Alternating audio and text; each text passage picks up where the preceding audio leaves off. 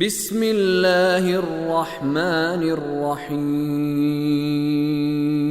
ألم يجعل كيدهم في تضليل وأرسل عليهم طيرا أبابيل ترميهم بحجارة من سجيل فجعلهم كعصف مأكول ألم يجعل كيدهم في تضليل آیت نمبر 2 کیا اس نے ان کی چال کو یعنی نشانے سے ہٹا نہیں دیا. تضلیل کا معنی ہوتا ہے جو سیدھا راستہ ہے اس سے ہٹا دینا. انہوں نے چال جو چلی تھی اس سے جو مقصد لینا چاہتے تھے اس مقصد سے اس چال کو ناکام نہیں کر دیا, نہیں پہنچ سکے اس مقصد تک. اور کیسے ناکام کیا؟ کوئی بہت بڑا اہتمام کرنا پڑا اللہ کو, کوئی بہت بڑی مخلوقات بھیجنی پڑی, ہاتھیوں کے مقابلے پہ ہاتھی بھیجنے پڑے اللہ کو؟ نہیں. الم یجعل قیدہم فی تضلیل, کیا اس نے ان کی چال کو بے مقصد بے نتیجہ نہیں بنا دیا؟ 3 کیسے بنایا؟ وَأَرْسَلَ عَلَيْهِمْ طَيْرًا أَبَابِيل, اور ان پر دستے دستے یا جھنڈ در جھنڈ پرندے بھیجے. طَيْرًا پرندے, ابابیل توجہ فرما لیں, ابابیل کسی پرندے کا نام نہیں ہے. کچھ لوگ جو ہے وہ یہ مشہور ہے, غلط ہے لیکن مشہور ہے, اور وہ کیا کہ ابابیل کوئی خاص پرندہ ہے اور لوگ کہتے ہیں کہ ان پہ اللہ تعالیٰ ابابیلیں بھیجے گا, اور ذہن میں کیا ہوتا ہے یہ خاص پرندہ ہے. اور بعض لوگ تو ہیں انہوں نے کسی پرندے کی فوٹو کھینچ کر اور اس پر پوری تحقیق بھی کر ڈالی, یہ وہ ابابیل ہے جس نے یوں آپ دیکھیں اس کے پنجے کتنے چھوٹے ہیں, اس کی چونچ کتنی چھوٹی ہے, اس نے ابراہ کے لشکر کو تباہ کر دیا. لیکن بیچارے کو یہ پتہ نہیں ہوتا کہ ابابیل کسی پرندے کا نام ہی نہیں ہے. ابابیل گروہوں کو کہتے ہیں, گروہ در گروہ, یعنی پرندے بھیجے. کون سے پرندے تھے اللہ بہتر جانتا ہے. ابابیل کا مطلب ہے گروپس کی شکل میں, جھنڈ در جھنڈ وہ پرندے آئے اور انہوں نے کیا کیا؟ 4 ترمیہم بحجارت من سجیل, جو ان پر سخت یعنی پکائی ہوئی مٹی کی کہ پتھر برسا رہے تھے. اب کہیں سے وہ اللہ کے حکم سے وہ کنکریاں لے کر آئے تھے اور وہ اس لشکر پر انہوں نے برسائے. اور چھوٹی چھوٹی کنکریاں ہاتھیوں کا کیا بگاڑ سکتی ہیں, انسانوں کو کیا بگاڑ سکتی ہیں, لیکن جب اللہ کسی چیز میں تاثیر رکھ دے تو پھر طاقتور ترین چیز ایک کمزور ترین چیز کے سامنے بے بس ہو جاتی ہے. ترمیہم بحجارت من سجیل, جو ان پر سخت مٹی کے پتھر برسا رہے تھے. آیت نمبر 5 جو آخری آیت ہے, کیا نتیجہ نکلا؟ فجعلہم کعصف مأکول, تو نتیجے میں انہیں قرار دے دیا, یعنی انہیں بنا کے رکھ دیا. کیسا بنا کے رکھ دیا اس لشکر کو؟ جیسے بھوسا. کیسا بھوسا؟ کھایا ہوا. آپ نے دیکھا ہوگا جانور جب بھوسا کھاتے ہیں تو وہ اپنے منہ میں اس کی جگالی کرتے, چباتے رہتے. تو انسان تصور کر سکتا ہے کہ اس چبائے جانے کے بعد اس بھوسے کی حالت کیا ہوتی ہے. کہاں وہ طاقتور لشکر جس کو دیکھ کر مکے والے پہاڑوں پہ چڑھ گئے تھے ڈر کے, اور کہاں معمولی پرندوں اور معمولی کنکریوں کے ذریعے ان کو کھایا ہوا بھوسا بنا کے رکھ دیا. اے رسول, آپ کا رب آپ کا پشت پناہ ہے, وہ آپ کی تحریک کا آپ کا محافظ ہے. آپ کو تسلی اور مکے والوں کو ہوشیار کیا جا رہا ہے کہ خبردار ہو جاؤ, جس رب کعبہ نے ہلاک کر دیا تھا ابراہ کے لشکر کو, یہ اس کا رسول ہے. اس رب کے مقابلے میں تمہاری کوئی حیثیت نہیں ہے, لہٰذا اپنے حرکات سے اپنی مخالفتوں سے باز آ جاؤ. بسم اللہ الرحمن الرحیم. لإیلاف قریش ایلافہم رحلة الشتاء والصیف فلیعبدوا رب هذا البیت الذی اطعمہم من جوع وآمنہم من خوف.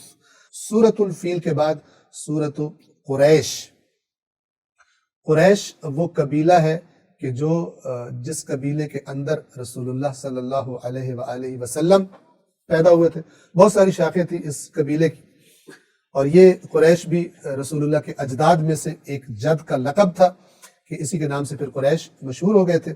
آیت نمبر 1 لإیلاف قریش, قریش کو مانوس رکھنے کی خاطر، 2 ایلافہم رحلت الشتاء والصیف، انہیں جاڑے یعنی سردیوں اور گرمی کے سفروں سے مانوس رکھنے کی خاطر۔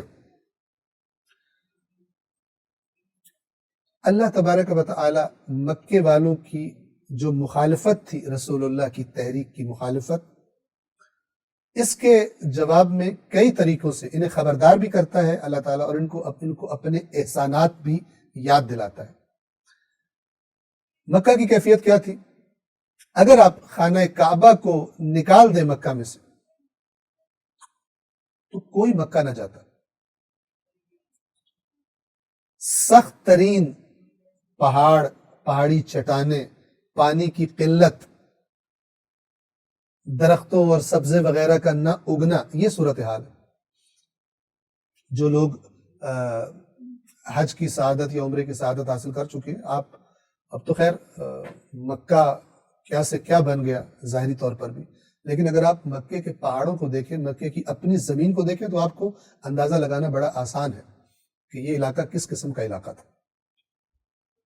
جب آپ مکہ سے مدینہ نکلتے ہیں سفر کے لیے، تو پھر آس پاس کے جب آپ ماحول کو دیکھتے ہیں، آپ اندازہ کر سکتے ہیں زمین کو جب دیکھتے ہیں کہ کیسی سرزمین ہے۔ اس علاقے میں اس کعبہ کی برکت سے قریش کو کیا کیا فوائد حاصل تھے؟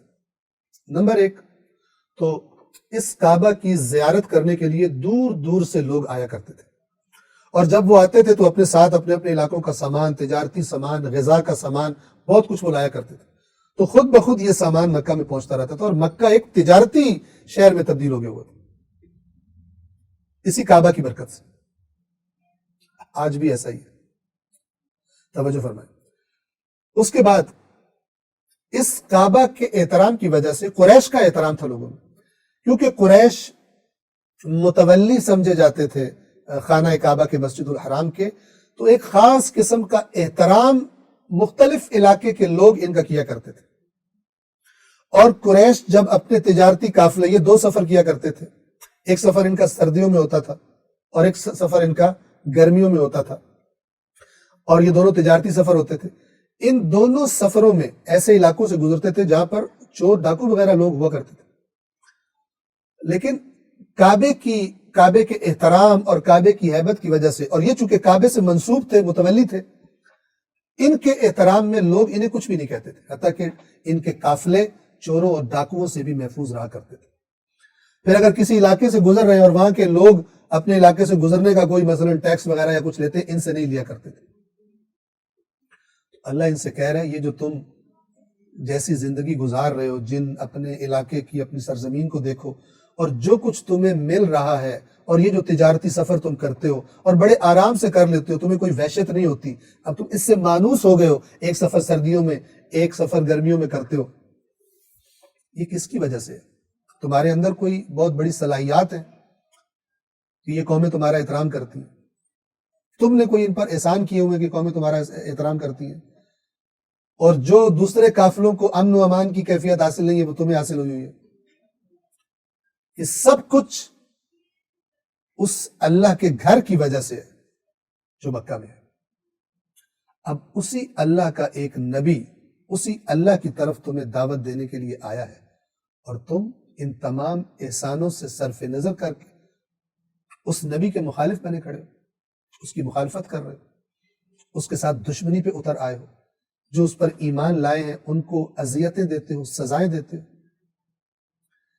یہ احسانات اس مختصر سی سورہ میں اللہ تبارک و تعالی نے یاد کرائے ہیں، اور کہا ہے کہ ان احسانوں کا تو پھر حق یہ بنتا تھا کہ اسی گھر کے رب کے تم لوگ عبادت کرو۔ یہ معنی ہے آیت نمبر 1، قریش کو مانوس رکھنے کے لیے۔ کس چیز سے مانوس رکھنے کے لیے؟ 2، انہیں جاڑے یعنی سردی اور گرمی کے سفروں سے مانوس رکھنے کے لیے، یعنی یہ جو ہم نے تم پر احسان کیے ان کے لیے ہی تم کیا کرو، ان کے بدلے میں، ان کا شکر گزاری کے لیے تمہیں اللہ کے اس بیت اللہ کے رب کی عبادت کرنی چاہیے۔ چونکہ یہ ساری برکات اس بیت اللہ کی وجہ سے، لہٰذا اگلی آیت میں اسی بیت کا، اسی گھر کا ذکر کیا جا رہا ہے۔ آیت نمبر 3، فَلْيَعْبُدُوا رَبَّ هَذَا الْبَيْتِ، چاہیے تھا کہ وہ اس گھر کے رب کی عبادت کرے، شرک نہ کریں، اوروں کو اللہ کا شریک نہ بنائیں، اس گھر کے رب کی عبادت کرے۔ یہ جو ہم نے انہیں مانوس کر دیا قریش کو، سردیوں اور گرمیوں کے سفر سے مانوس کر دیا، یہ مانوس انسان تب ہوتا ہے جب خطرہ نہ ہو وہاں پر، ورنہ تو انسان کہتا ہے پتہ نہیں جا رہا ہوں واپس آنا یا نہیں آنا۔ مانوس انسان کب ہوتا ہے؟ آپ دیکھیں مثلا کچھ جانور ہوتے ہیں جو مانوس ہو جاتے ہیں، کچھ جانور ہوتے ہیں وحشی ہوتے ہیں، مانوس نہیں ہوتے، یہ فرق ہے۔ ایک دفعہ ایک سفر سے انسان کو وحشت آ رہی ہو کہ پتہ نہیں کیا بنے گا، اور ایک دفعہ بڑے آرام سے جا رہا ہو، اطمینان ہو مجھے کچھ بھی نہیں ہونا اس سفر میں، سارے راستے میں مجھے کوئی کچھ نہیں کہے گا۔ یہ کیوں ہوا؟ اس بیت کی وجہ سے۔ تو پھر انہیں چاہیے تھا کہ وہ اس گھر کے رب کی عبادت کریں۔ آیت نمبر 4 جو آخری آیت ہے، کون سا رب؟ الذی اطعمہم من جوع وآمنہم من خوف، جس نے انہیں کھانا کھلایا۔ اطعمہم، اطعام یعنی کھانا کھلانا، جس نے، وہ رب کے جس نے انہیں کھلایا، کھانا کھلایا، غذا کھلائی، من جوع، جوع کسے کہتے ہیں؟ اصل میں اس درد کو کہتے ہیں جو معدے میں اٹھتی ہے جب معدہ خالی ہو، اس کو عربی زبان میں جوع کہا جاتا ہے۔ جس نے انہیں بھوک میں، ہم اسے بھوک کہتے ہیں، بھوک میں کھانا کھلایا، وآمنہم من خوف، اور خوف سے انہیں امن دیا۔ بھوک سے کھانا کھلایا یعنی تم اپنا علاقہ دیکھو، تم تو بھوکے مر رہے ہوتے اگر یہ کعبہ نہ ہوتا، اگر اس کعبے کی وجہ سے اللہ کے تم پر یہ احسان نہ ہوتا، اور اگر یہ کعبہ نہ ہوتا تو تمہیں خوف ہوا کرتا سفر پر جاتے ہوئے، قافلہ لٹ جائے گا، قتل کر دیے جاؤ گے، جیسے دوسروں کے ساتھ راستے میں چور ڈاکو کیا کرتے تھے۔ تو جو تمہیں کھلا رہا ہے بھوک میں، یعنی بھوک تو ہر ایک کو لگتی ہے، لیکن ان کے علاقے کو مد نظر رکھ کر کہا جا رہا ہے، جہاں پہ فصلیں نہیں اگتی مثال کے طور پر، جہاں پہ پھل وغیرہ دیگر نہیں اگتے، تو وہاں کے لوگ پھر زیادہ بھوک کا شکار ہوتے، قحط کا شکار ہوتے۔ اس نے تمہیں کھلایا اور اس نے تمہیں خوف سے امن دیا، جیسا کہ ہم گزشتہ آیت میں آپ کی خدمت میں بیان کر چکے۔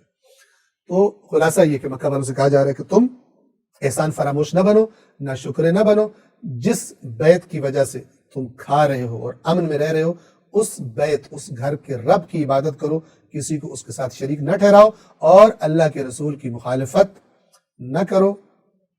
یہاں پر سورہ قریش تمام اللہ العلی العظیم۔